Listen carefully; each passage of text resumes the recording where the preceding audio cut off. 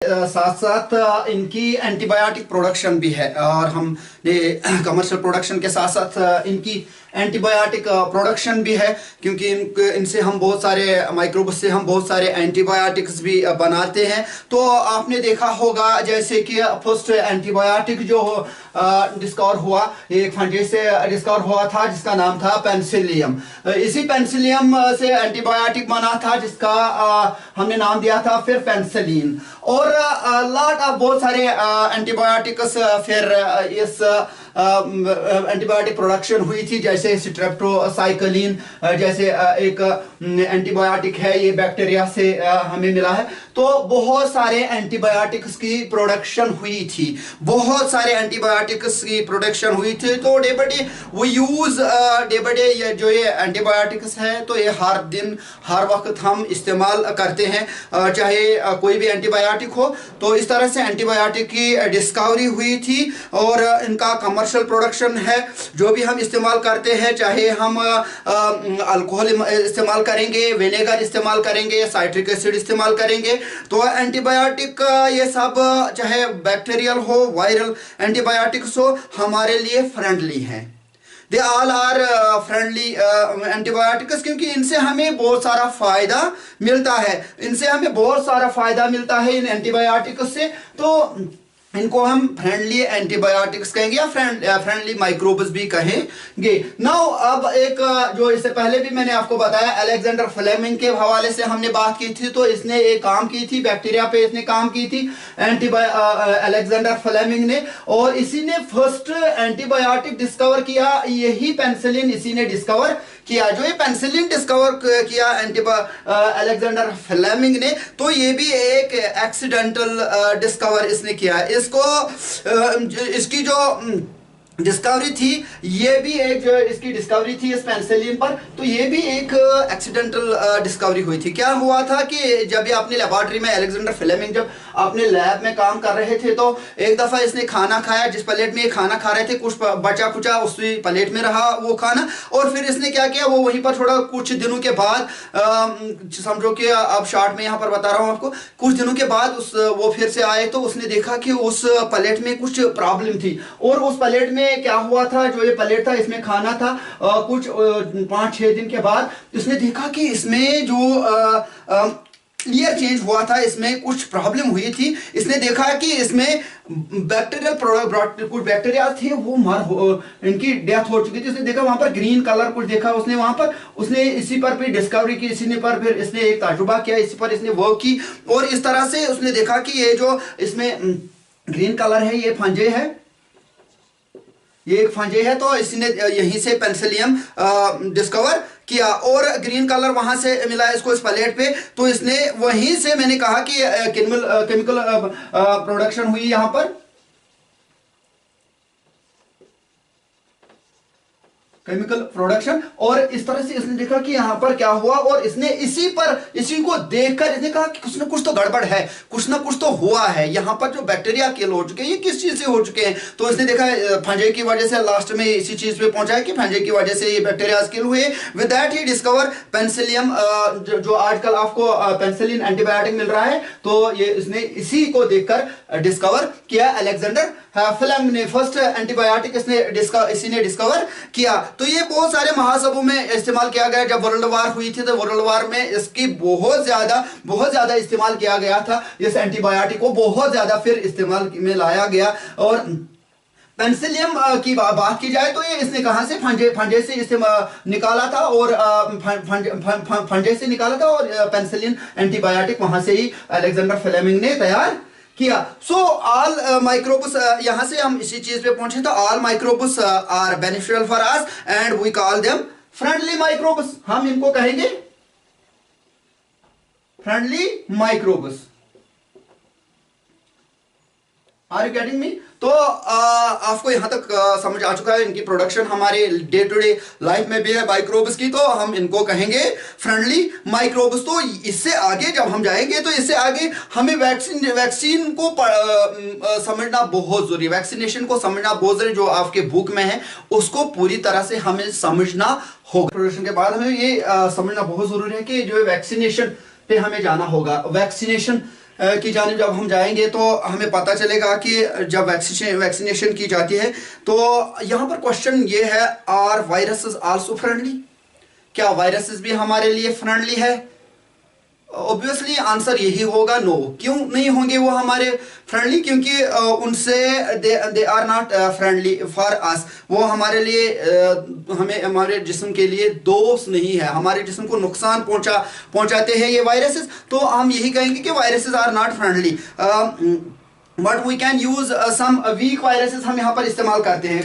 सम weak viruses हम इस्तेमाल करते हैं जिससे हम बचने के लिए वैक्सीन दी जाती है। जो वैक्सीन जो हमें दी जाती है तो वो वैक्सीन वीक वायरसेस होते हैं जो हमारे फॉर और बॉडी बेनिफिट, हमारे बॉडी की बेनिफिट के लिए वो दिए जाते हैं। और that process we called vaccination. उस प्रोसेस को क्या कहते हैं? वैक्सीनेशन कहते हैं उस प्रोसेस को कि हम वैक्सीन दिए जाते हैं। वीक वायरसेस हमारे जिस्म के अंदर इंट्रोड्यूस किए जाते हैं और उससे हमारी बॉडी की इम्यूनिटी बढ़ जाती है और इससे हम जब भी कोई एंटीबॉडी हमारे जिस्म के अंदर दाखिल हो जाती है, उसको फाइट करने के लिए हमने पहले ही ऐसी इम्यूनिटी तैयार करके रखी होती है कि जो एंटीबॉडी हमारे जिस्म के अंदर दाखिल हो जाती है उसका मैकेनिज्म बनने से पहले ही उसको हमारे जो एंटीजन्स हो जाए जिस्म के अंदर, वो उनके साथ लड़ जाते हैं और उनको वहीं पर डेथ किया जाता है। तो मैं यहाँ पर आपको एक मिसाल दूंगा। यहाँ पर फॉर एग्जांपल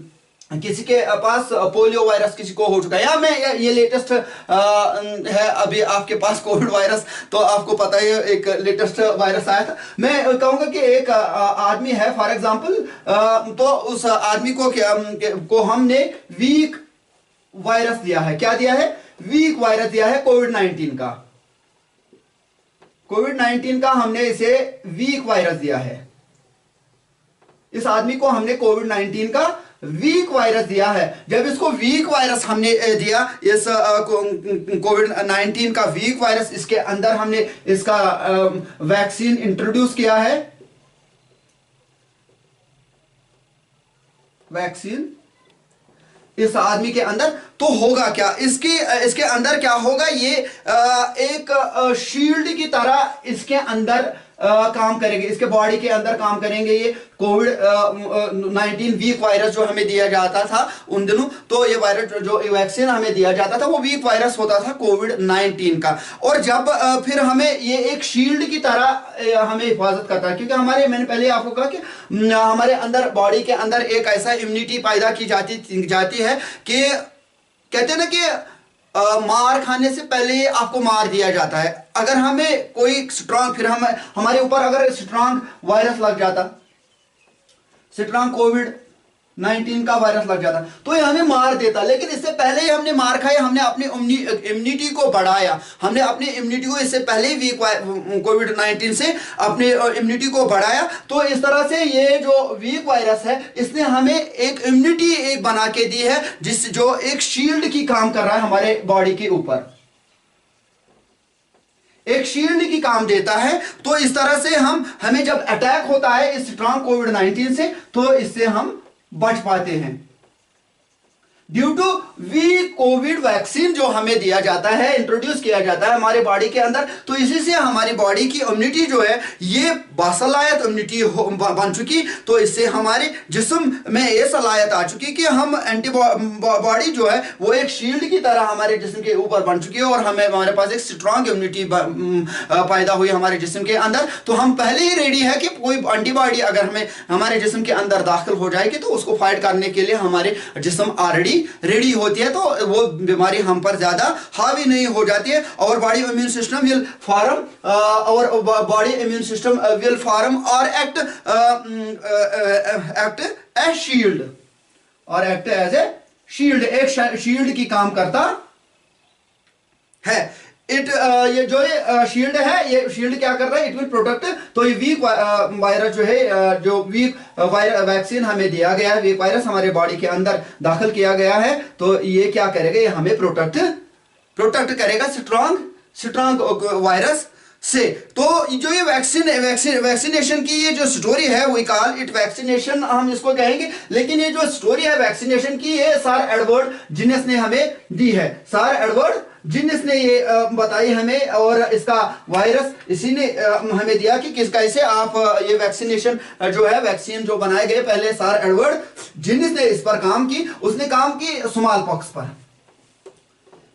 ये कहानी भी कुछ अजीब गरीब है, ये भी एक अजीब गरीब पहलू है सर एडवर्ड जिन्स की बात। एक दफा स्मॉल पॉक्स हर किसी जगह पे फैला हुआ था, हर किसी जगह पे ये फैला हुआ था, और ये स्मॉल पॉक्स जो था ये एक डेडली डिजीज है,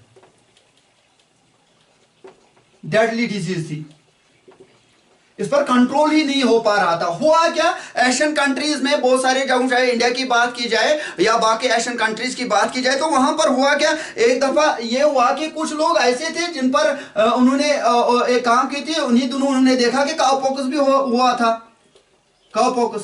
लेकिन यहां पर ये बात देखिए, स्मॉल पॉक्स जो है ह्यूमन डिजीज थी। क्या थी? ह्यूमन डिजीज, ये इंसानों में लगी हुई थी। जो ये काउपॉक्स थी ये गाय में लगी हुई थी, एनिमल्स में। ऑब्वियसली ये काउपॉक्स है तो ये गाय में लगी हुई थी, तो एनिमल्स में, तो ये एनिमल डिजीज थी। जो लोग कुछ थे एशिया में, उन्होंने क्या किया, जब ये स्मॉल पॉक्स होता है तो जिल्द जो है, जिल्द से जिल्द फट कर आ जाती है, सिक्का निकलता है जिल्द से, तो दाने जैसे होते हैं उसी तरह फूले से जाते हैं और वहां से रस निकल कर आता है, तो इससे ये स्मॉल पॉक्स होता था। लेकिन इन लोगों ने क्या किया, कुछ कंट्रीज के कुछ लोगों ने, उन्होंने जिन लोगों ने इस जो एनिमल्स थे, जो गाय थी, तो उन्होंने उनके जिल्द के साथ अपनी जिल्द को रगड़ लिया था। जिनको काउपॉक्स हुआ था उनके जिल्द के साथ उन्होंने अपने जिस्म को रगड़ लिया था। तो देखा गया यह सर एडवर्ड जिन्स ने देखा कि जिन्होंने जिनकी जिस्म रगड़ी हुई थी काउपॉक्स वाले हैवानात के साथ, तो उनको अटैक नहीं किया इस स्मॉल पॉक्स ने। तो ये काउपॉक्स ऑलरेडी ये वीक वायरस था, यह वीक वायरस था, और फिर इसने यही किया कि काउपॉक्स का जो वीक वायरस है ये इंट्रोड्यूस किया ह्यूमंस में, तो स्मॉल पॉक्स से छुटकारा, इस तरह से स्मॉल पॉक्स से छुटकारा मिल चुका है। क्योंकि ये स्मॉल पॉक्स मैंने आपको पहले ही बताया, स्मॉल पॉक्स जो है ह्यूमन डिजीज थी और काउपॉक्स क्या है, एनिमल डिजीज थी। तो इस तरह से वैक्सीन जो सर एडवर्ड जिन्स ने डेवलप किया, किस पे, काउस पे डेवलप किया, तो इस डिजीज को के कंटेक्स्ट में हम कहेंगे कि स्मॉल पॉक्स का खात्मा हुआ, स्मॉल पॉक्स का वैक्सीन बना। तो किसने दिया ये वैक्सीन भी, सर एडवर्ड जिन्स ने। सर एडवर्ड ने ही हमें ये वैक्सीन भी दिया। तो इस तरह से बहुत सारे काम हुई इस पर, और बहुत सारे वैक्सीन फिर मार्केट में आ चुके हैं। तो वो वैक्सीन असल में क्या होते हैं, वो वीक वायरसेस होते हैं, वो वीक वायरसेस होते हैं, ताकि उससे हमारी इम्यूनिटी जो है, हमारी बॉडी की इम्यूनिटी जो की सलाहियत जो है वो ज़्यादा बढ़ जाएगी, और हमारे बॉडी के अंदर कोई भी एंटीबायोटिक अगर दाखिल हो, एंटीबॉडी अगर दाखिल हो जाएगी, एंटीबॉडी अगर कोई भी दाखिल हो जाएगी, तो उसको फाइट करने के लिए ऑलरेडी हमारी जिस्म तैयार होती है, और हमारे जिस्म का मैकेनिज्म इस सलाहियत के बराबर होता है कि हम उसको पछाड़ देंगे, हमारी बॉडी बर्दाश्त कर पाएगी, और हम उस डिजीज से हमें ज्यादा नुकसान नहीं हो पाएगा। Now we go forward. Commercial use ही नहीं है इनकी माइक्रोब्स की, माइक्रोब सिर्फ कमर्शियली ही इंपॉर्टेंट नहीं है, तो ये हमें जिंदा रखने के लिए भी बहुत ही इंपॉर्टेंट है माइक्रोब्स। जैसे हम अगर बात करेंगे एल्गी की बात करेंगे, ये एक माइक्रोब है, एल्गी की बात करेंगे, तो ये एल्गी जो है, एल्गी का जो तरीका है, ये देखिए, ये अक्सर दे कैरी आउट, ये फोटोसिंथेसिस करता है और अपना ग़िज़ा खुद तैयार कर रहा है। It is such a process, इसकी जो प्रोसेस है through which it makes its own food, ये अपना ग़िज़ा खुद तैयार करता है। क्योंकि इससे क्या होता है, इस एल्गी से जब फोटोसिंथेसिस हो जाती है तो ये रिलीज करता है क्या, ऑक्सीजन रिलीज करता है। कब ऑक्सीजन रिलीज करता है, जब इसको ड्यूरिंग फोटोसिंथेसिस हो जाती है, तो तब ये रिलीज करता है ऑक्सीजन। क्योंकि इस ऑक्सीजन की बहुत जरूरत है हमें, अगर ऑक्सीजन नहीं होता तो हम जिंदा नहीं रह पाएंगे। तो इस एल्गी की, माइक्रोब्स की बहुत ही बड़ी काम ये है कि ये हमें ऑक्सीजन भी फराहम करते हैं। इसका मतलब है कि जितना ज्यादा ऑक्सीजन छोड़ेगा ये एल्गी, तो उतना ज्यादा माहौल साफ रहेगा, उतना ज्यादा माहौल भी साफ रहेगा। माइक्रोब जो है, माइक्रोब अहम है सॉइल फर्टिलिटी के लिए भी। यहां तक हमने देखा कि हमारे लिए भी ये अहम है। आप लीजिए, सॉइल फर्टिलिटी के लिए भी माइक्रोब्स का बहुत बड़ा रोल है, बहुत बड़ा किरदार है, जिससे जमीन जरखेज बन जाती है, फर्टाइल बन जाती है। और microbes are also essential for decomposers पे भी माइक्रोब्स का बड़ा रोल है, क्योंकि डिकम्पोजिशन जब हो जाती है, सॉइल फर्टिलिटी जब हो जाती है। सॉइल फर्टिलिटी है क्या? Soil fertility it is the capacity, ये जो कैपेसिटी सलाहियत होती है सॉइल की to uphold the plant, afford रखना है इसको, किसको?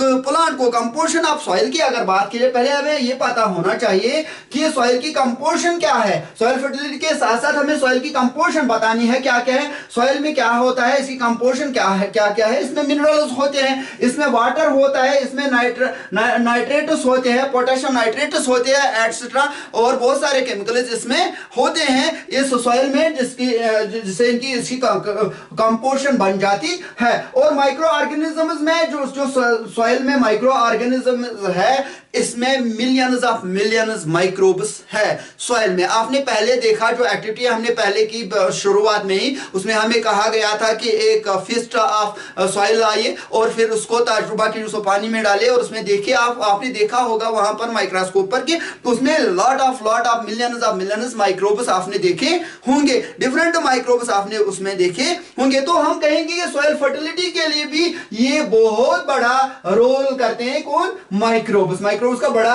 रोल है सॉइल फर्टिलिटी में। How soil fertility takes place. अब क्वेश्चन यहां पर है, how soil fertility takes place. Soil fertility कैसे होती है? सॉइल फर्टिलिटी कैसे होती है? सॉइल फर्टिलिटी में जो अगर हम देखेंगे तो सॉइल फर्टिलिटी में सबसे बड़ी काम जो है वो कुछ बैक्टीरियाज की काम है। साइनोबैक्टीरिया का नाम आपने देखा सुना होगा, साइनोबैक्टीरिया या सल्फर बैक्टीरिया का नाम आपने सुना होगा। जो साइनोबैक्टीरिया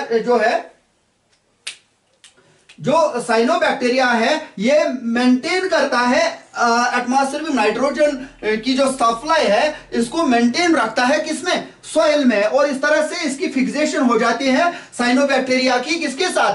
सॉइल के साथ। और सल्फर बैक्टीरिया की जो काम है, ये मेंटेन करता है सल्फर सप्लाई किसको?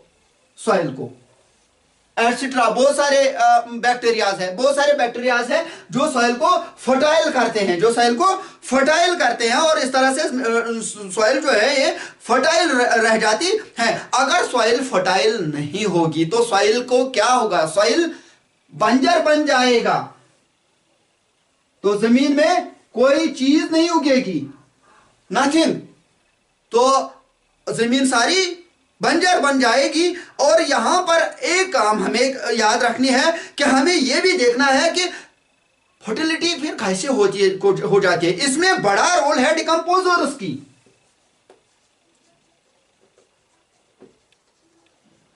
डिकम्पोजर्स की भी बहुत बड़ी रोल है, क्योंकि सॉइल में बहुत सारे डिकम्पोजर्स है जो माइक्रोब्स है। इनका अहम रोल है किसमें? डिकम्पोजिशन करने में, जिससे सॉइल फर्टाइल रहती है। और जब जैसे मैंने यहां आपको कहा कि साइनोबैक्टीरिया की बात मैंने कहा, और मैंने सल्फर बैक्टीरिया की बात आपसे कही कि ये फिक्सेशन करते हैं सॉइल के साथ, इस तरह से सॉइल फर्टाइल बन जाती है। और बहुत सारे बैक्टीरियाज है। और हम यहां पर देखेंगे डिकम्पोजर्स की बात जब आती है तो हम यहां पर जाएंगे, हम यहां पर ये चीज पहले अपने जहन में रखेंगे। सैप्रोफाइटिक ऑर्गेनिजम्स है, सैप्रोफाइटिक ऑर्गेनिजम्स।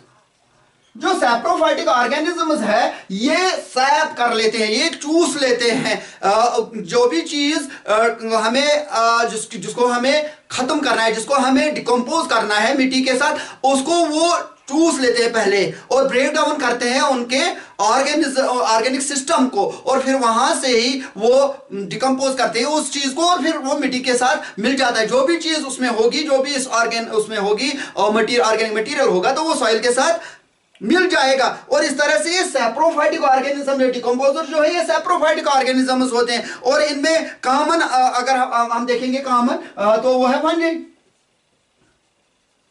हमने इससे पहले भी कहा कि फंजे जो है ये या कुछ बैक्टीरियाज भी है, फंजे भी है, फ्यू बैक्टीरियाज आल्सो, जैसे यहां पर मैंने कहा। कुछ बैक्टीरियाज भी है जो डिकम्पोजिशन करते हैं, जिनको हम सैप्रोफाइटिक कहते हैं। इनको हम कहते हैं सैप्रोफाइटिक, चाहे फंजे हो चाहे बैक्टीरिया हो, ये सैप्रोफाइटिक हैं, क्योंकि ये चूस कर इनको निकालते हैं। एक एक्टिविटी में यहां पर आपको देना चाहता हूं, उस एक्टिविटी से आप लिटिल बिट ऑफ अंडरस्टैंड कर पाओगे, थोड़ा सा आपको उससे मदद मिल पाए, क्योंकि ज्यादा जरूरत नहीं है, आपको ऑलरेडी डिकम्पोजिशन आपको लगभग पता ही है, आपने लोअर क्लासेस में भी ये पढ़ा होगा, लेकिन थोड़ा सा हम यहां पर रिवाइज करेंगे उन चीजों को।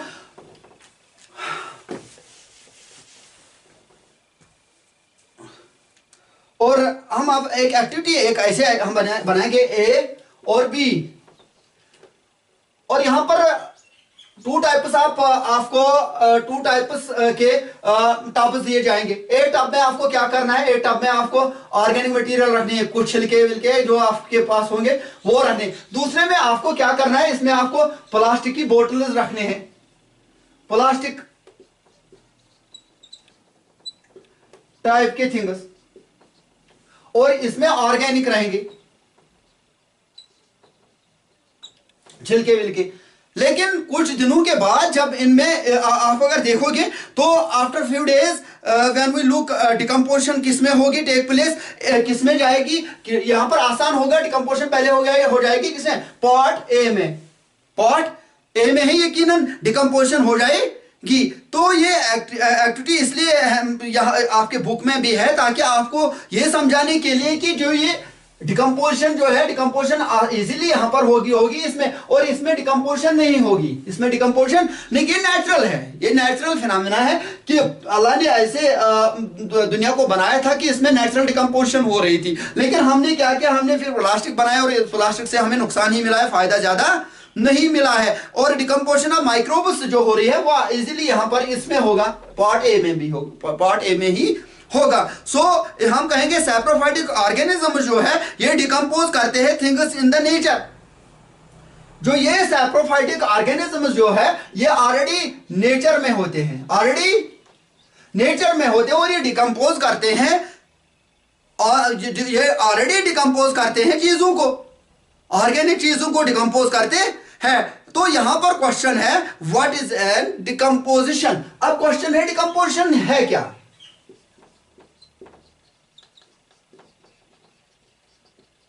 What is an decomposition.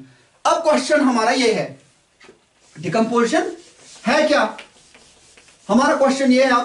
तो हम यहां तक पहुंच गए कि हमने देखा कि जैसे हमने देखा कि डिकम्पोजिशन में, जैसे हमने देखा फंजे है, ये लग जाती है ऑर्गेनिक चीजों पे, या लाइक सैप्रोफाइटिक ऑर्गेनिज्म जो है, ठीक है, क्योंकि ये एक सैप्रोफाइटिक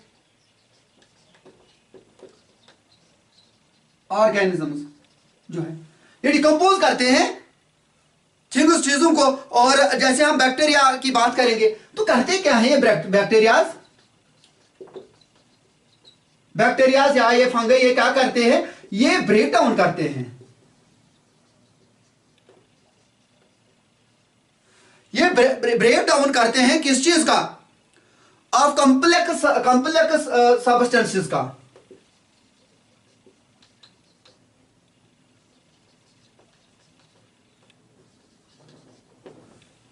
ये ब्रेक डाउन करते हैं, चाहे फंजे हो चाहे बैक्टीरिया, ये ब्रेक डाउन करते हैं कॉम्प्लेक्स सब्सटेंसेस का इनटू सिंपलर वंस।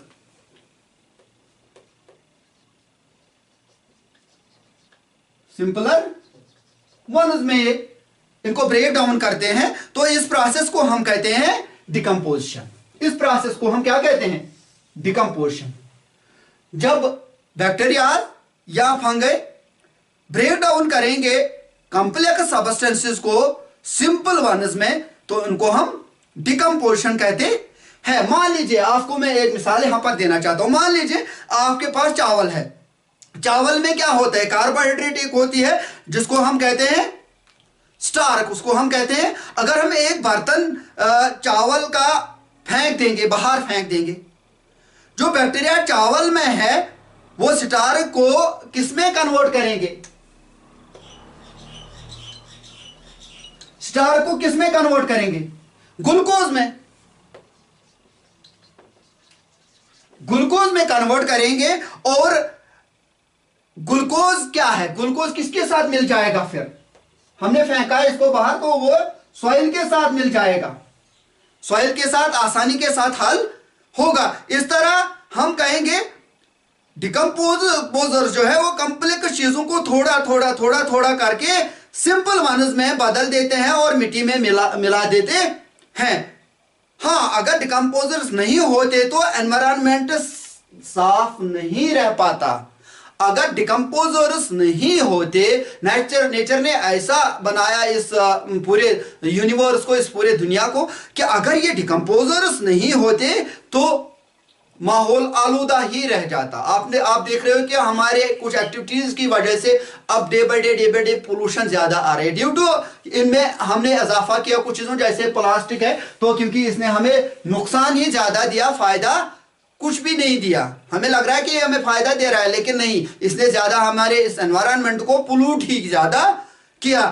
तो हम यहां पर कहेंगे micro organisms are essential for us. Micro organisms are essential for us. But यहां पर याद रखना है कि सभी माइक्रो ऑर्गेनिजम्स हमारे लिए अच्छे नहीं है, फ्रेंड्स नहीं है। कुछ माइक्रो ऑर्गेनिजम्स ऐसे हैं जो अगर हमारे बॉडी में ज्यादा आ जाएंगे, हमारी खुराक के साथ ज्यादा आ जाएंगे तो हम बीमार हो सकते हैं, बीमार पड़ जाएंगे। दैट मीन्स कि सभी माइक्रोब्स हमारे लिए एसेंशियल नहीं है। उनको हम कहेंगे पैथोजेनस, उनको हम कहेंगे पैथोजेनस। तो पैथोजेनस डिजीजेस स्प्रेड करते हैं, पैथोजेनस डिजीजेस स्प्रेड करते हैं और पैथोजेनस ही डिजीजेस स्प्रेड करते हैं। पैथोजेनस आर मेनली पैरासाइटिक होते हैं, पैथोजेनस आर मेनली ये पैरासाइटिक होते हैं। पैरासाइटिक क्यों होते हैं? क्योंकि ये साक करते हैं न्यूट्रिशन हमारे बॉडी से और हम बीमार पड़ जाते हैं। ये साक करते हैं न्यूट्रिशन हमारे बॉडी से और हम बीमार पड़ जाते हैं, हमें डिजीज हो जाती है। Now question is what is disease? Disease का मतलब क्या है? डिजीज क्या है? डिजीज हम ये कहते हैं, अक्सर हम कहते हैं it is state of not being well और इल। तो हम ये कह रहे हैं कि हमें ये लग रहा है कि कभी कभार हम अपने आप को सही महसूस नहीं कर पा रहे हैं, या कभी कभार हम बीमार पड़ जाते हैं और इल हो जाते हैं। या हम ये भी कहेंगे, और हम ये कहेंगे प्रॉपर फंक्शनिंग किसी पार्ट का की सही फंक्शनिंग नहीं हो जाती है तो उसको भी हम डिजीज कहेंगे। Not proper functioning of some parts in our body, तो उसको भी हम डिजीज कहेंगे। डिजीज का मतलब हो गया हम अच्छा फील नहीं करते हैं, हम अच्छा फील नहीं करते हैं। कभी कभार हमें जुकाम हो जाता है, कोई चीज हो जाती है तो हम अच्छा फील नहीं करते हैं। तो ये डिजीज जो है ये 2 टाइप्स के हैं, 2 टाइप्स के डिजीजेस हो जाते हैं। एक होती है कम्युनिकेबल डिजीजेस,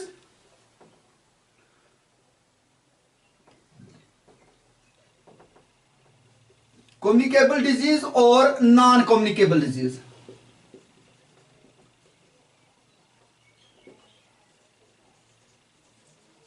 कम्युनिकेबल डिजीजेस और नॉन कम्युनिकेबल डिजीजेस होते हैं। जो ये कम्युनिकेबल डिजीजेस की बात की जाए, ये किससे हो जाती है? कम्युनिकेबल डिजीजेस हो रहे due to micro organisms, due to micro organisms से ये डिजीजेस होते हैं communicable disease. Non communicable diseases किस चीज से होते हैं? ड्यू टू इंटरनल फैक्टर होता है, किसी ऑर्गन में कोई फ्रैक्चर होता है या कोई इंटरनल फ्रैक्शन होती है, इंटरनल फैक्टर होता है कोई। कभी कभार मिसाल के तौर पर नॉन कम्युनिकेबल डिजीज में मैं आपको सिंपल एक मिसाल देना चाहता हूं यहां पर नॉन कम्युनिकेबल डिजीज का। डायबिटीज के जो डायबिटिक पेशेंट होते हैं उन्होंने क्या किया होता है, चीनी ज्यादा लेते हैं, चीनी ज्यादा लेने के साथ साथ जब लॉन्ग टाइम उनका गुजर जाता है तो फिर उनको डायबिटीज हो जाती है। तो ये एक अलग टॉपिक है, इस पर लेकिन हम आगे जाएंगे, आगे जाकर ही इसका डिस्कस की जाएगी। लेकिन मैं यहां पर कह रहा हूं आप कम्युनिकेबल डिजीज की बात करें, असल में आपको कम्युनिकेबल डिजीज यहां पर अंडरस्टैंड करनी है। ये कम्युनिकेबल डिजीज मैंने कहा कि ये communicable due to micro organism से ये कम्युनिकेबल डिजीज हो जाती है। तो ये कम्युनिकेबल डिजीज स्प्रेड हो जाती है from one person to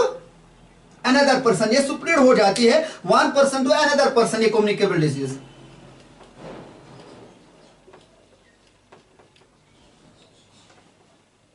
one person to another. लेकिन नॉन कम्युनिकेबल डिजीज जो है ये स्प्रेड नहीं हो जाती है, एक पर्सन से लेकर दूसरे पर्सन तक ये स्प्रेड नहीं हो जाती है। जिसको ये हो जाता है उसी को हो जाता है, किसी दूसरे तक नहीं फैल पाती है। और ये कम्युनिकेबल डिजीज ट्रांसफर हो जाती है one person to another person, ये ट्रांसफर हो जाती है ये कम्युनिकेबल डिजीज जो है। लेकिन इसको कम्युनिकेबल डिजीज कैसे स्प्रेड हो जाती है, ये एक बेहतरीन टॉपिक है। इसमें वेक्टर होता है, वेक्टर्स होते हैं जो इसको एक जगह से दूसरे जगह तक पहुंचाते हैं। वेक्टर्स है क्या, वेक्टर मोहरे होते हैं जिसको इस्तेमाल किया, एक मोहरा इस्तेमाल किया जाता है मोहरे की तरह, कि जिसको पहले पकड़ा जाता है और वही उसको दूसरे चीजों के तक पहुंचा लेता है, दूसरे जगहों तक ट्रांसफर करता है। वेक्टर्स क्या है, are the organisms transmitted microbes. ये जो वेक्टर्स है ऑर्गेनिज्म है जो ट्रांसमिट करते हैं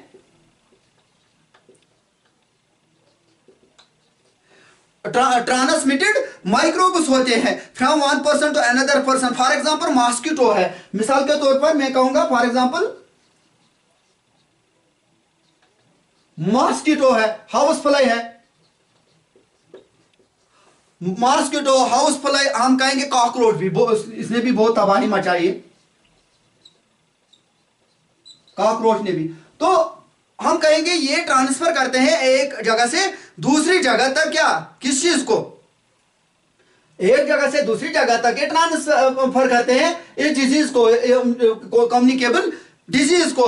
जो ये वेक्टर्स है दे आर माइक्रोब्स, ये माइक्रोब्स है, they transmit disease from one person to another person, ये vectors from one person to another person. अगर यहां पर बात की जाए मॉस्किटो की बात की जाए, जो यहां पर मॉस्किटो की बात की जाए, ये स्प्रेड करता है डिजीज को, इसके तरीका जो है स्प्रेड डिजीज करने का, तो वो क्या है, जैसे इसमें डेंगू आप देख रहे हो, डेंगू चाहे डेंगू या मलेरिया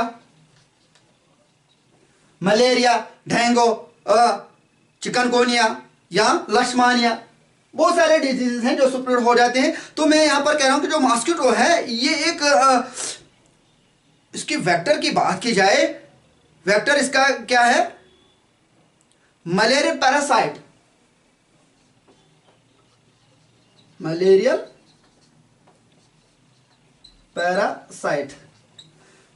पैरासाइट है, malarial parasite. It causes through Plasmodium,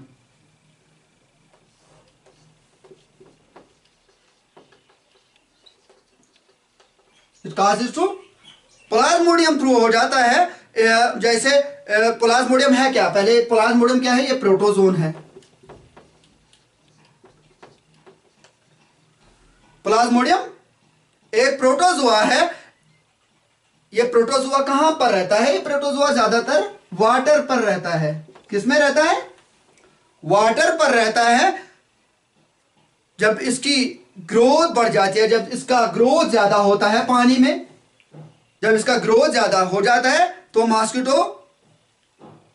जब मॉस्किटो की ग्रोथ ज्यादा हो जाती है पानी में तो क्या होता है, जैसे हम एनाफिलस मॉस्किटो की बात करें, ये फीमेल, अक्सर सभी मॉस्किटोज नहीं होती है, फीमेल एनाफिलस मॉस्किटो है जो स्प्रेड करता है किसको, इस मलेरिया को, फीमेल एनाफिलस मॉस्किटो। प्लाज्मोडियम जो है, Plasmodium it is present on his body, ये प्लाज्मोडियम ऑलरेडी इसके बॉडी में,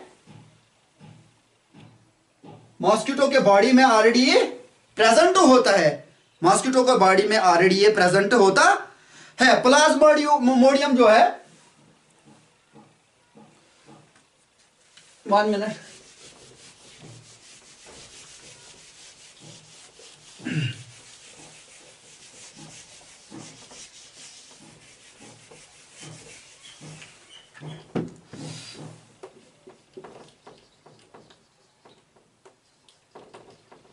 प्लाज्मोडियम जो है ये ऑलरेडी मॉस्किटो के, जो एनाफिलस मॉस्किटो इसके बॉडी में अवेलेबल होता है, lives inside the vector, inside the vector, ये वेक्टर के बॉडी के अंदर रहता है। और फिर यही जब ये वेक्टर जो है, ये मॉस्किटो जो है, ये जब बाइट करता है किसी भी चीज को, किसी भी ह्यूमन बॉडी को, जब ये बाइट करता है और उसको क्या होता है, उसके खून के साथ, ये ब्लड के साथ फिर मिल जाता है, ब्लड मोड, ये किसके साथ मिल जाता है, ब्लड के साथ मिल जाता है, then it is also liver की जानिब जाता है, बॉडी के बाकी ऑर्गन्स में जाता है। तो इस तरह से मलेरिया हमारे अंदर, मलेरिया डिजीज हो जाती है। इससे क्या होता है, फीवर होता है, चिली सर्दी हो जाती है, और बहुत सारे इसके साइंस एंड सिम्टम्स है। सम कॉमन डिजीजेस, हम कुछ कॉमन डिजीजेस की बात भी करेंगे, लेकिन मैं यहाँ पर इसकी बात कर रहा हूँ प्लाज्मोडियम की लिव्स इनसाइड द, ये वेक्टर के अंदर रहता है, और फिर यही वेक्टर जब बाइट करता है किसी भी ह्यूमन बॉडी को, और उसको, उसके अंदर ये मलेरिया हो जाता है, क्योंकि उसके खून के साथ ये मिल जाता है, इस तरह से उसको मलेरिया हो जाता है। आपकी बुक में दिया गया है, बहुत सारे डिजीजेस के हवाले से बताया गया है कि उनका मोड ऑफ ट्रांसमिशन कैसा है और उनका बचाव कैसे किया जाए। जैसे ट्यूबरकुलोसिस है, टीबी जिससे आप लोग कह रहे हैं, टीबी जो है, तो इसका मोड ऑफ ट्रांसमिशन की बात अगर करेंगे तो ये बैक्टीरियल डिजीज है। क्या है, बैक्टीरियल डिजीज है, बैक्टीरियल डिजीज है। तो बैक्टीरियल डिजीज किससे फैलती है, एयर से, एयर के थ्रू ये फैलाता है ये बैक्टीरिया, इसको एयर के थ्रू ये फैलाता है इसको। और अब जिसको ट्यूबरकुलोसिस हो चुका है उसको क्या करना है, पेशेंट को आइसोलेट रखना है, बाकी लोगों के साथ ज्यादा नहीं रहना। ये नहीं कि आप उसको अलहदा रखो, उसके साथ पास नहीं जाना है, उसका ऐसे ही छोड़ना है अपने हाल में, नहीं, उसको ऐसे रखना है कि हिफाजत में रखना है, ताकि ज्यादा लोगों के साथ उसका कांटेक्ट नहीं होगा जब तक वो ठीक ना हो पाएगा। ठीक है, उसकी वेंटिलेशन अच्छी होनी, प्रॉपर चेकअप उसको करना है और प्रॉपर केयर उसका रखना है। और इसमें बहुत सारे मीजल्स है, मीजल्स है, तो मीजल्स भी किससे स्प्रेड हो जाते हैं, ये इसका होस्ट कौन है, वायरल डिजीज है, मीजल्स वायरल डिजीज है, वायरस इसको वायरल डिजीज है, तो ये भी एयर के थ्रू हो जाती है। इस तरह बहुत सारे डिजीजेस हैं, चाहे चिकन पॉक्स हो, चिकन पॉक्स भी वायरल डिजीज है, और ये किस चीज से चिकन पॉक्स किसके थ्रू हो जाती है, एयर और कांटेक्ट से भी हो जाती है ये चिकन पॉक्स।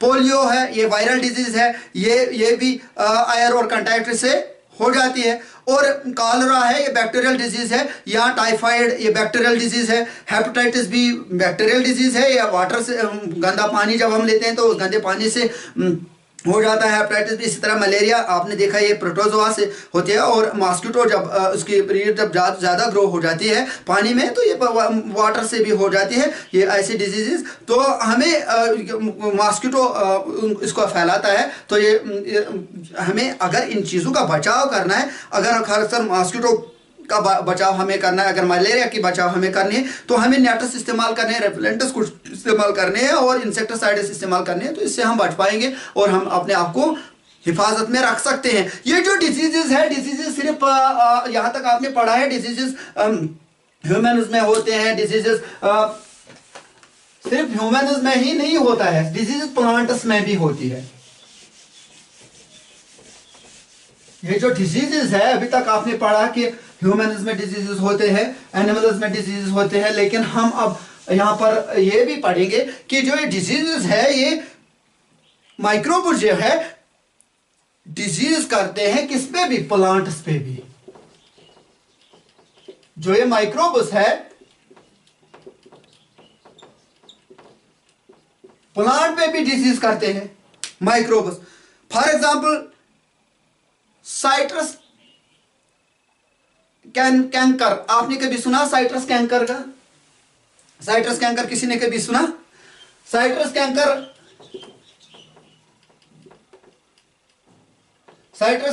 समझो कैंसर का भाई है, समझो ये कैंसर का भाई है, ये बैक्टीरियल डिजीज है। क्या है?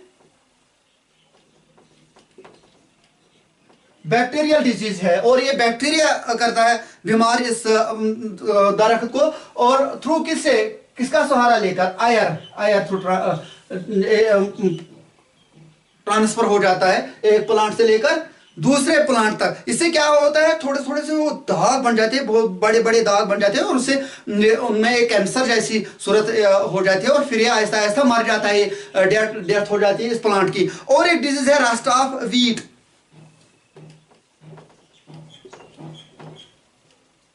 या आपने देखा आजकल होगा रस्ट ऑन एप्पल प्लांट्स, आपने शायद वो देखा होगा, क्योंकि अक्सर आप लोग ज्यादा एप्पल प्लांट्स के साथ काम करते हो, तो आपने देखा होगा कि उनमें वो फंगस लग जाता है, वो एक पाउडर जैसा लग जाता है पत्तों के ऊपर, वो पाउडर जैसा लग जाता है। जब उसको ऐसे हाथ से किया जाता है तो वो उठता है, लेकिन उसके बाद फिर से लग जाता है, फिर से लग जाता है, उसमें स्प्रे करनी होती है। ये किससे हो जाती है? ये भी एयर से हो जाती है ट्रांसफर। ये एयर से ट्रांसफर हो जाती है एक जगह से दूसरी जगह। सम वायरसेस भी कुछ ऐसे हैं जो डिजीज करते हैं, जो इंसेक्ट्स के थ्रू ये फैलाते हैं, एक जगह से दूसरी जगह तक ले जाते हैं। So communicable disease also take place in plants also. जो ये कम्युनिकेबल डिजीजेस है ये प्लांट्स में भी होते हैं। तो इस तरह से हमें खास ख्याल रखना होगा कि ये जो कम्युनिकेबल डिजीजेस है ये प्लांट्स में भी होती है, ये सिर्फ ह्यूमन्स या एनिमल्स में ही नहीं होती है। Now we go one more topic, we have an poisoning. ये फूड पॉइजनिंग किससे हो जाती है? हम नॉर्मल कहते हैं ड्यू टू स्पाइल फूड से फूड पॉइजनिंग हो जाती है, या हम कभी कभार ये भी कहते हैं कि हमने ठीक गज़ा नहीं कहते हैं, कुछ माइक्रो ऑर्गेनिजम्स इस पे बैठे हुए थे, और कुछ इनका डेट, कुछ आप जंक फूड्स खाते हो और उनमें जो चिप्स एटसेट्रा आप लेते हो शॉप्स पे, तो उनमें डेट एक्सपायर हो जाता है और फिर वो सड़ जाते हैं। और वही मैं कह रहा हूँ कि ये स्पॉइल्ड फूड होता है और उससे फूड पॉइजनिंग हो जाती है। लेकिन क्वेश्चन है, but what is food poisoning, how it goes? असल में क्वेश्चन ये है कि फूड पॉइजनिंग कैसे हो जाती है, फूड पॉइजनिंग कैसे हो जाती है? सम कुछ माइक्रो ऑर्गेनिज्म जो प्रोड्यूस करते हैं टॉक्सिन्स, जो प्रोड्यूस करते हैं टॉक्सिन्स। ये टॉक्सिन्स जो है, ये टॉक्सिन्स जब हमारे नॉर्मल बॉडी के अंदर जाते हैं, जब हमारे नॉर्मल बॉडी के अंदर ये जाते हैं ये टॉक्सिन, तो ये हमारे नॉर्मल बॉडी की फंक्शन रोक लेते हैं। नॉर्मल बॉडी की जो नॉर्मल फंक्शन होती है वो उसमें रोक आ जाती है, उसमें रुकावट आ जाती है, उसमें कोई ब्लॉक आ जाती, चेंज आती है। जब हम खाना, मिसाल के तौर पर जब हम खाना 2-3 दिन तक कहीं पर रखते हैं और फिर इसके बाद वापस आ जाए 2-3 दिन के बाद उसी खाने को हम खाते हैं, तो बहुत सारे बैक्टीरियाज होते हैं, बहुत सारे माइक्रोब्स होते हैं जो उन पर बैठते हैं और उस पर टॉक्सिन, उस पर जहर छिड़कते हैं और उसको टॉक्सिन बनाते हैं। और जब हम उस खाने को खाते हैं, यही खाना हमारे बॉडी को या हमारे डाइजेस्टिव सिस्टम को खराब करते हैं, और जो हमारा डाइजेस्टिव सिस्टम होता है इसको खराब करते हैं। सिस्टम हजम नहीं पूरी तरह से होता है, और इन कंडीशंस में हमें क्या हो जाता है, कभी कभार हमें वोमिटिंग हो जाती है, हार्ट रेट ज़्यादा हो जाती है, वोमिटिंग हमारी जिस्म करती है, चेस्ट पेन हो जाती है, हेडेक हो जाती है, और कभी कभार इंसान इन चीज़ों से, फूड पॉइजनिंग से मर भी जाता है। खासकर बच्चों में ज़्यादा असर ये करता है, बच्चे जल्दी इस चीज़ का शिकार हो जाए। इसलिए अक्सर बच्चों को कहा जाता है कि खाना देखकर खाया करो, और उन पे पहले देखना कि ये स्पाइल्ड फूड तो नहीं है, ये ठीक है कि नहीं है ये चीज। इस अब मसला ये है कि इन चीजों का बचाव कैसे किया जाएगा, इन चीजों की प्रिवेंशन कैसे की जाएगी, और बड़ा क्वेश्चन की प्रिवेंशन करना, क्योंकि हमें तो पता है स्पाइल हो चुका है, लेकिन बचाव कैसे किया जाएगा? प्रिवेंटिव मेजर्स क्या है इसके? बहुत सारे मेथड्स है। कंट्रोल ऑफ माइक्रोबियल जो ग्रोथ है, कैसे कंट्रोल किया, उसको प्रिवेंशन कहते हैं। कि अगर हमें कंट्रोल कैसे करना है माइक्रोबियल ग्रोथ को, इसके लिए बहुत सारे मेथड्स है। मिसाल के तौर पर केमिकल वेज है, केमिकल मेथड है, केमिकल थ्रू भी हम केमिकल मेथड भी है, केमिकल के थ्रू भी हम इसका बचाव कर सकते हैं इन माइक्रोब्स की ग्रोथ का। मिसाल के तौर हम साल्ट लेते हैं, साल्ट के थ्रू, या एडिबल ऑयल, आपने देखा होगा अचार पे आपकी मम्मी जो है वो ज्यादा एडिबल ऑयल उस पर डालती है और तेल डालती है, क्योंकि उस पर ज्यादा माइक्रोबियल ग्रोथ नहीं, क्योंकि तेल से क्या होता है ये पानी के ऊपर ही रहता है, ये इसकी सोल्यूशन नहीं हो जाती है पानी के साथ। और जब पानी और हवा के दरमियान जब एक परत बन जाती है और जो माइक्रोब्स आते हैं वो उस पर बैठते हैं, वो तेल पर बैठने की कोशिश करें, वो चिपक जाती है या वो मर जाते हैं, वो तेल के करीब भी नहीं आते हैं। या इसी तरह साल्ट होते कॉमन केमिकल भी इस्तेमाल किया जाता है, जो अक्सर आप घर में जो साल्ट आपका होता है नमक वगैरह। और इससे क्या हो जाए, इससे हम प्रिवेंट करते हैं, अटैक से हम बच पाते हैं, किसके माइक्रोबियल अटैक से हम बच पाते हैं। अटैक से हम माइक्रोबियल अटैक से हम फूड को बचा सकते हैं इस तरह से, और सुपायर होने से हम बचा सकते हैं इसको। सोडियम बहुत सारे सोडियम बेंजोइट है, ये भी हम इस्तेमाल कर सकते हैं, या सोडियम मेटा बाइसल्फेट हम इस्तेमाल कर सकते हैं, शुगर हम इस्तेमाल कर सकते हैं, कॉमन साल्ट हम इस्तेमाल कर सकते हैं। इसके बावजूद हम हीट और कोल्ड मेथड भी इस्तेमाल करते हैं, हीट और कोल्ड मेथड भी हम इस्तेमाल करते हैं, फ्रीज करते हैं, फ्रीजर्स में से हीट ट्रीटमेंट हम करते हैं या कोल्ड ट्रीटमेंट हम करते हैं। कोल्ड ट्रीटमेंट से फ्रीज किया जाता है इस चीज को, उस जो भी चीज हम खाते हैं। और हीट ट्रीटमेंट से क्या किया जाता है, बॉयल किया जाता है इसको। हीट ट्रीटमेंट को बॉइलिंग ट्रीटमेंट भी कहते हैं हम, बॉइलिंग ट्रीटमेंट हम कहते हैं इसको। तो बॉइलिंग ट्रीटमेंट भी दी जाती है। लेकिन ये बॉइलिंग ट्रीटमेंट हमें किसने दिया, ये अब उस पॉइंट पे हम आ चुके, ये हमें लुईस पास्चर ने दिया। लुईस पास्चर ने हमें दिया ये बॉइलिंग ट्रीटमेंट। लुईस किस चीज पर, मिल्क पर उसने किया, पास्चराइजेशन जिससे आप लोग कह रहे हैं। लुईस पास्चर ने जो मेथड है उसको कहते हैं पास्चराइजेशन।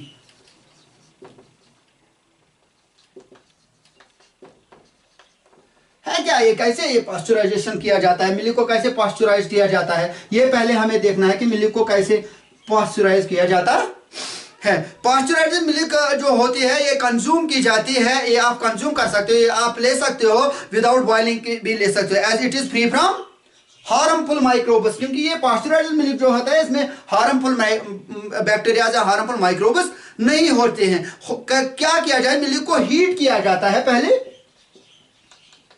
इसे हीट किया जाता है, मिल्क को 700 कैलोरीज पे, 700 सेल्सियस कितने टाइम तक, 15 टू 30 सेकंड, 15 टू 30 सेकंड इस पर इसको रखा जाता है, फिर उसको चिल किया जाता है, फिर उसको ठंडा किया जाता है, स्टोर किया जाता है। और by doing so it prevents the growth of microbes. ये करने से क्या, इसकी ग्रोथ से हम बच जाते हैं, माइक्रोब्स की ग्रोथ से हम बच जाते हैं। This process is known as pasteurization. और किसने डिस्कवर किया, लुईस पास्चर ने ये पास्चराइजेशन मेथड हमें दिया। धीरे आजकल अगर आप देखोगे बहुत सारे चीजें हैं जिन पर हम ये पास्चराइजेशन मेथड इस्तेमाल करते हैं, वेजिटेबल्स है कुछ, और फ्रूट्स, बहुत सारे ड्राई फ्रूट जो आप आजकल खा रहे हो, तो वो भी इसी पास्चराइजेशन से हमें मिली है, और लुईस पास्चर का ही देन है, लुईस पास्चर का ही देन है। और we go one more topic is nitrogen fixation. हम और एक टॉपिक की जानिब अब जाएंगे, वो है nitrogen fixation. Nitrogen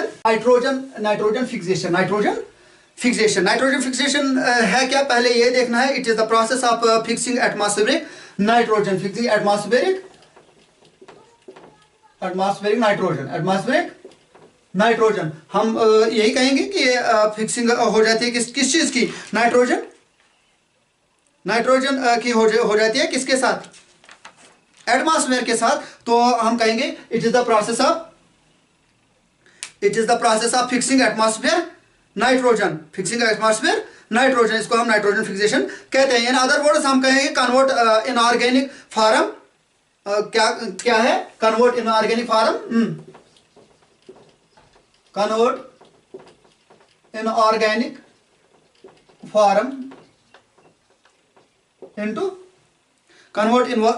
form into inorganic form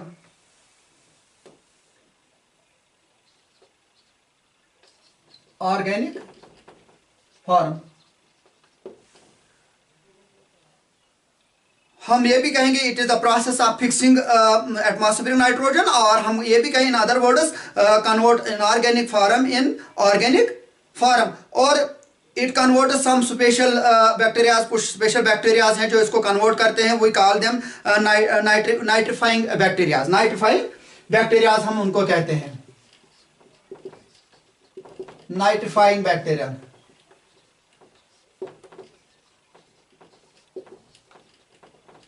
जो नाइट्रोजन फिक्सेशन जो हो रही है एटमॉस्फेयर के साथ उसमें हेल्प करते हैं। Sometime it take place due to, कभी कभार यही हो जाता है किससे, लाइटनिंग से हो जाती है। लाइटनिंग से भी ये चीजें हो जाती हैं। Two types of bacteria, two types के हैं जो नाइट्रोजन फिक्सेशन करते हैं। Number one is some are present on soil, कुछ मिट्टी में होते हैं, number one. Number two is some are present on roots, some are present on roots of plants।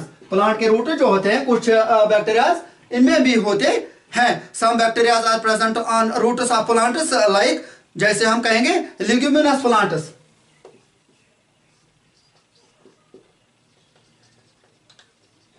ल्यूग्यूमिनस, जैसे ल्यूग्यूमिनस प्लांट्स है, ल्यूग्यूमिनस प्लांट्स में नोड्स होते हैं, ऐसे ल्यूग्यूमिनस होते हैं, ऐसे इन पे लग जाता है। फिर जो रूट नोडुलस होते हैं ये प्रिपेयर करते हैं, ये जो रूट नोडुलस होते हैं ये क्या करते हैं, ये प्रिपेयर करते हैं अपनी न्यूट्रिशन को, अपने फूड को प्रिपेयर करते हैं। These are the processes when जो बैक्टीरिया इनके अंदर होता है वो इसको प्रोसेस करता है इस तरह से। ल्यूग्यूमिनस, जैसे हम कहें कौन से ल्यूग्यूमिनस प्लांट्स है, नाइट्रोजन एटमॉस्फेरिक नाइट्रोजन फिक्सेशन कैसे हो जाती है ल्यूग्यूमिनस प्लांट्स के थ्रू, जो कौन कौन से ल्यूग्यूमिनस प्लांट्स है, जैसे दाल्स है, दाल्स है, बीन्स है, अरहर है, etcetera. They have a bacteria, इनमें एक बैक्टीरिया होता है रूट में जिसको राइजोबियम कहते हैं। रूट में इनको एक बैक्टीरिया होता है जिसको कहते हैं, क्या कहते हैं जिसको, rhizobium. Rhizobium bacteria, rhizobium bacteria क्या करता है, ये फिक्सेशन करता है, नाइट्रोजन फिक्सेशन करता है इनटू एटमॉस्फेयर, ये नाइट्रोजन फिक्सेशन करता है, फिक्सेशन विद सॉइल और नाइट्रोजन के और एटमॉस्फेयर के साथ भी। How nitrogen cycle take place in atmosphere. अब ये चीज थोड़ा सा हम नाइट्रोजन साइकिल की बात अगर करेंगे, ये कैसे नाइट्रोजन साइकिल जो है, ये नाइट्रोजन साइकिल जो है ये कैसे होता है, ये जो नाइट्रोजन साइकिल है ये एटमॉस्फेयर में कैसे होता है, nitrogen cycle, atmosphere nitrogen cycle कैसे होता है। आपको पता है टोटल क्वांटिटी जो है नाइट्रोजन की एटमॉस्फेयर में वो कितना है, 78%, 78% है टोटल क्वांटिटी ऑफ नाइट्रोजन किसमें, atmosphere. Two ways through it causes, अगर हम देखा जाएगा तो दो वेज है जो ये हो जाते हैं सॉइल के साथ नाइट्रोजन फिक्सेशन, थ्रू लाइटनिंग जो नेचुरल प्रोसेस है। हम देखते हैं कि कभी कभार लाइटनिंग से भी होते हैं, जो एक नेचुरल प्रोसेस है। हमने इससे पहले ही आपको कहा लाइटनिंग से होते हैं, ये एक नेचुरल प्रोसेस है। Fixes some bacteria, bacterial processing हो जाती है नाइट्रोजन के साथ and fixes with soil, they convert it into organic form, इसको ऑर्गेनिक फार्म में कन्वर्ट करते हैं। मिक्स विद, जब यही मिक्स हो जाते हैं सॉइल के साथ और मेक नाइट्रोजन, इससे नाइट्रोजन कंपाउंड्स बन जाते हैं, it is called nitrogen fixation. ये जो नाइट्रोजन कंपाउंड्स होते हैं ये इस्तेमाल हो जाते हैं किनमें, प्लांट्स में, फिर ये इस्तेमाल हो जाते हैं। और प्लांट्स कौन खाते हैं, प्लांट्स एनिमल्स खाते हैं, हम ह्यूमन्स खाते हैं, जिनमें नाइट्रोजन एक सोर्स है। नाइट्रोजन का सोर्स अगर देखा जाए तो ये प्रोटीन है, ठीक है ना, नाइट्रोजन का सोर्स। तो हम कहेंगे फिर हम एनिमल्स क्या है, वेस्ट मटेरियल करते हैं।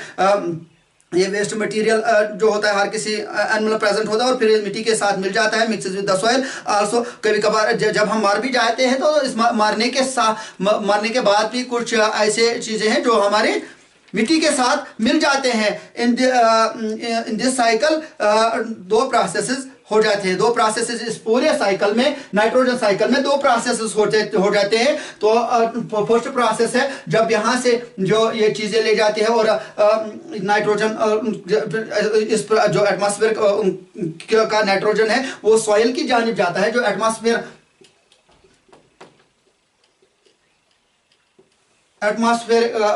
का जो नाइट्रोजन है ये सॉइल की जानिब जाता है। तो उस प्रोसेस को हम कहते हैं, क्या कहते हैं? Nitrification process. क्या कहते हैं? Nitrification process. नाइट्रिफिकेशन प्रोसेस क्योंकि ये यहां से एटमॉस्फेयर से कहां जाता है? सॉइल में जाता है नाइट्रोजन, और फिर सॉइल में जाने के बाद और एक प्रोसेस यहां पर हो जाते हैं नाइट्रोजन कंपाउंड्स के साथ। जब ये मिल जाता है N2 कंपाउंड्स के साथ, जब ये मिलता है नाइट्रोजन कंपाउंड्स के साथ, फिर क्या क्या हो जाता है? यहां से सॉइल से वापस से एटमॉस्फेयर की जानिब जाता है। जब एटमॉस्फेयर की जानिब वापस जाता है इससे और एक प्रोसेस हो जाती है, इससे कहते हैं डिनाइट्रिफिकेशन प्रोसेस। डिनाइट्रिफिकेशन प्रोसेस।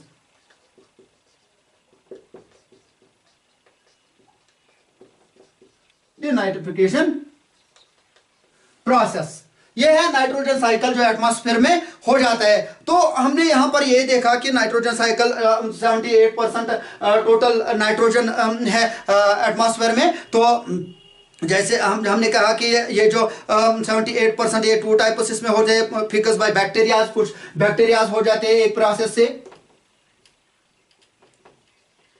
बैक्टीरियाज के थ्रू हो जाता है। और दूसरा क्या हो जाता है? ये सॉइल तक जाने के लिए इनको दूसरा होता है ड्यूरिंग लाइटनिंग। नेचुरल प्रोसेस है ये वाली नेचुरल प्रोसेस। जब यही सॉइल के साथ मिल जाते हैं यहां से यहां तक जाने के लिए, सॉइल तक जाने के, इससे इस प्रोसेस को नाइट्रिफिकेशन प्रोसेस कहते हैं। फिर यहां पर नाइट्रोजन कंपाउंड्स में हमने इससे पहले देखा कि प्रोटोजोआ, यहां पर